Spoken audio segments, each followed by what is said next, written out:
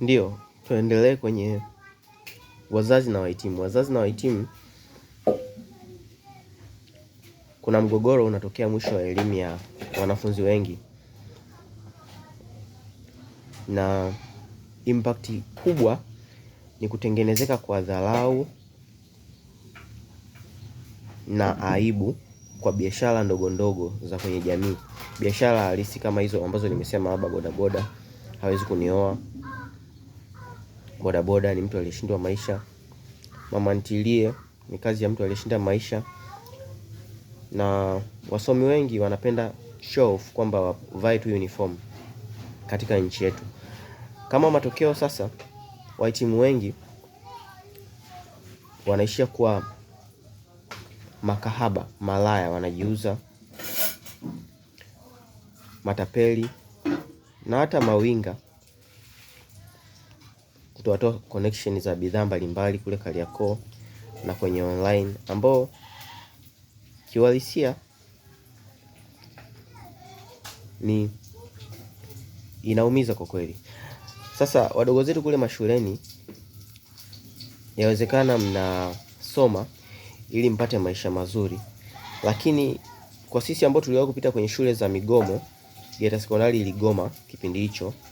Kipindi tuko form 4, ilikuwa mwaka 2013 mwanzoni hivi, mwezi wa 3 wa 4, tuligoma, tukabomoa choo cha Mjerumani. Alikuja mkuu wa wilaya na usalama walikuja, na tukakaa kwenye vikao vya bodi. Nakumbuka kaka mkuu alifukuzwa, nikabaki mimi kama kaka mkuu, nikiwa na ndugu yangu mmoja anaitwa Agustini Ernest, ambaye alikuwa kati ya wanafunzi ambao walipelekwa maabusu kwa ajili ya ugomvi wa ile shule. Lakini viongozi wetu walitusikiliza na walitujengea choo kipya, na maisha yalikuwa mepesi kidogo, hakukuwa na ule uonevu wa wanafunzi na nini. Kwa hiyo tulipata kitu chetu kupitia hizo migomo. Na ukiangalia labda katika mapato ya serikali, mapato ya serikali yanatokana na kama vitu vitatu. Kitu cha kwanza ni kodi ambazo sisi tunalipa serikali katika kila bidhaa tunazonunua na kuuza, huduma, kazi, mishahara, hizi kodi zetu hizi. Cha pili, serikali inakopa. Mama Samia mheshimiwa anaweza akaenda kwenye taasisi za kifedha, World Bank na IMF, akaenda akakopa hela ambayo inatengeneza deni la taifa kwa ajili yetu ili aje afanye maendeleo. Sasa hizo hela zinalipwa na Watanzania, sisi hapa Watanzania.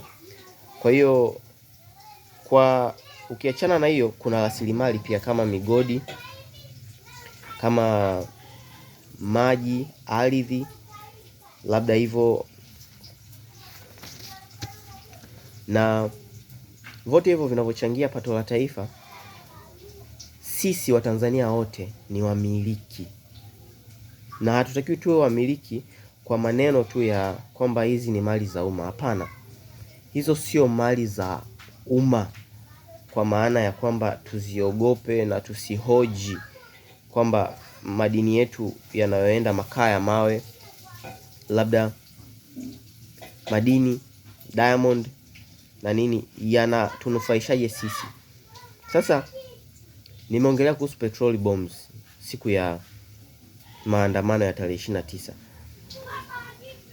ambayo yanaweza kusababisha moto mkubwa sana, yakachoma vitu vingi sana. Hayo ma V8, hayo majumba, hayo manini, yote yanaweza yakachomwa moto na raia hawa ambao tunawaona hawana mikono. Hawa raia wanadai katiba ambayo wanaidai ipunguze madaraka ya rais. Rais anapochagua mpaka mkuu wa wilaya na mkuu wa mkoa, hawa watu ambao wana deal na ulinzi wetu na usalama wetu kwenye mkoa, anaweza yeye akawaamrisha chochote anachokitaka yeye rais. Na sisi tukiomba mabadiliko ya hii katiba, labda turekebishe, tuchague kuwa mikoa wetu, huenda tukawa salama zaidi, kwa sababu tutawajibisha hata kwenye rasilimali zinazotoka katika mikoa yetu. Lakini mabadiliko ya katiba yamekuwa ni mazito sana kutokea. Mama Samia utanisamee, lakini wewe ni rais uliyejipa madaraka mengi sana, na hata marais wote waliopita pia. Mimi sio mdini, mimi ni Muislamu, naitwa Ibrahim pia. Katika madaraka ambayo rais anayo, mfanya rais aweze kuuza sehemu yoyote ile ya nchi bila kuwanufaisha wahusika wa pale. Mimi nimetokea Geita. Geita kuna mgodi wa GGM. Moja ya mikataba aliyosaini Meja Jenerali Jakaya Mrisho Kikwete. Katika huo mgodi unaweza ukazaliwa Geita, ukasoma, ukawa mtu mzima na ukazaa watoto na ukafariki hujawahi hata kuiona dhahabu ya Geita. Ni utaona tu magari yale Land Cruiser yanatoka mle GGM na nini, Nyamalembo pale mnaojua, lakini hutaona faida yake kwako wewe. Utaona tu ni wazungu, ni watu, ni wanaajiriwa, ni hivi na vile. Kwa sisi hatuelewi. Na katika biashara tunafahamu kwamba kuna biashara za aina tatu. Kuna biashara ya kuuza bidhaa, kutoa huduma au connection, yani udalali. Lakini sasa katika vyanzo vya mapato ambavyo vinakusanywa na serikali yetu, ambao nimevitaja huku nyuma, viko vitatu: kodi, mikopo na rasilimali.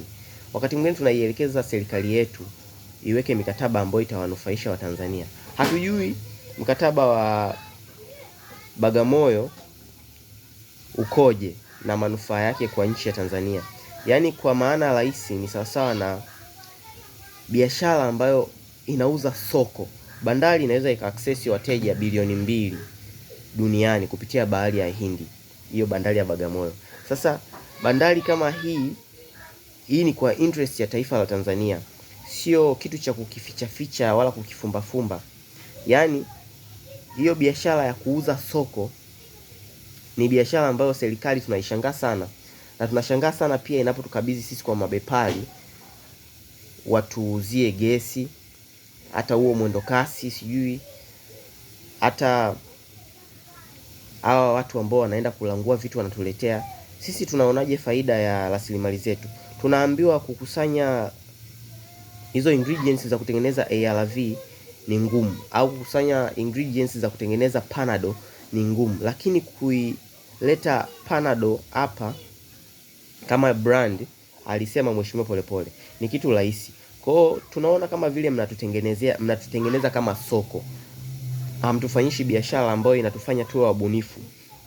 Na tukiendelea huku mbele, tunaona kabisa Tanzania imezungukwa na maziwa kama ziwa Victoria, mito mingi na bahari kama hiyo ya Hindi. Vote hivi vinaturuhusu sisi ku access mazao yetu, kilimo chetu kiwe bora, na pia usafirishaji na pia usalama wetu, tofauti na hizo nchi ambazo ni landlocked huko ndani. Kwa wasomi nadhani mtanielewa. Sina details sana, lakini kama ukifuatilia umuhimu wa Tanzania, utaona utajiri wake ni pamoja na kuwa na maji na kuwa na ardhi ambayo tumeoccupy 1/3. Lakini raia bado ni machokola, raia bado hawana huduma za afya nzuri, raia bado wanatishwa na wanapotea kama Mheshimiwa Humphrey Polepole. Na hata mimi nikipotea, acha nipotea, kwa sababu nilizaliwa siku moja nije nife. Kama nitakufa kwa ajili ya nchi yangu, then that's well and good. Sasa kitu kingine, viongozi, Mheshimiwa Samia Suluhu Hassan, Mheshimiwa Mpango, Mheshimiwa Mwinyi, Mheshimiwa Kassim Majaliwa, tunawategemea mtupe maisha rahisi kwenye nchi yetu. Tunawategemea mtutetee, lakini hatuoni hiyo raha ya nchi yetu wakati huu hapa. Na tunaona kuna maigizo mnacheza tu, hayo mambo ya kampeni na nini, hizo picha za Masamia kila mikoa na nini. Hatuelewi. Mtatutisha, mtafanya vyovyote vile mnavyotaka, lakini sisi kama Watanzania tunaitaka nchi yetu tuimiliki. Hizo hela zote ambazo nyie mnapata, hatutaki kuwashukuru mnatuletea barabara wala mnatuletea sijui maendeleo, hapana. Tunatakiwa tuwaulize kwa nini hiki kimechelewa. Na kama pale ambapo tunaona mambo hayaendi sawa, uwepo mjadala wa kitaifa ambao unaelezea hivi vitu. Nyie mtaona ni rahisi sasa hivi, lakini ikifika hiyo siku ambao watu watakuwa wameshikilia chupa za mabomu ya petroli, wanaponda rasilimali zenu, wanaharibu, watu watakufa, ndio watakufa, hata kama mimi nikiwa mmoja wa hao watu watakao kufa siku ya maandamano ya tarehe 29 au watakao pigwa risasi, lakini nitasimama kulitetea taifa langu la Tanzania kwa ajili ya haya mambo ambayo hayaeleweki. Na hii ni nje kabisa ya udini, na hii ni nje kabisa ya ukabila. Kama ndugu yangu Mafwele, ni nje kabisa, kwa sababu mimi pia ni Mkelewe.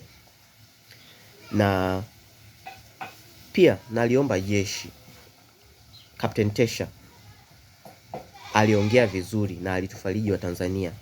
Mwenye macho anajua.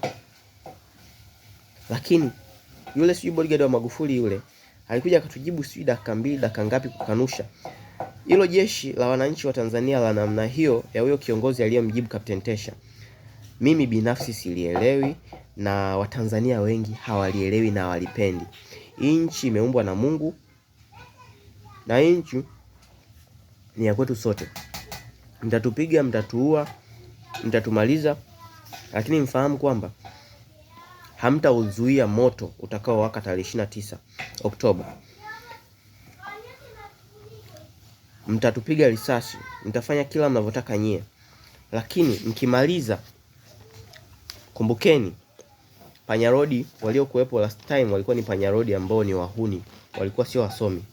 Hawa wasomi ambao mnawaonea leo, ambao hawana kazi, ambao sio wabunifu, ambao ni malaya, ambao ni matapeli, ambao ni mawinga, ambao mnawachaji kodi ambazo hazina vichwa wala miguu, wakiingia kwenye upanyarodi watabaka, watakata mapanga watu, wataua, tutarudi kama Kongo. Kwa hiyo ninatoa haya maoni yangu, sijui yatachukuliwa kama ushauri au uchochezi, vovote vile itakavyokuwa, mimi sijali. Tarehe 29 Oktoba, no reforms, no election. Sitapiga kura sehemu yote ile, pamoja na kitambulisho changu cha CCM, sitapiga kura sehemu yote ile. Asante.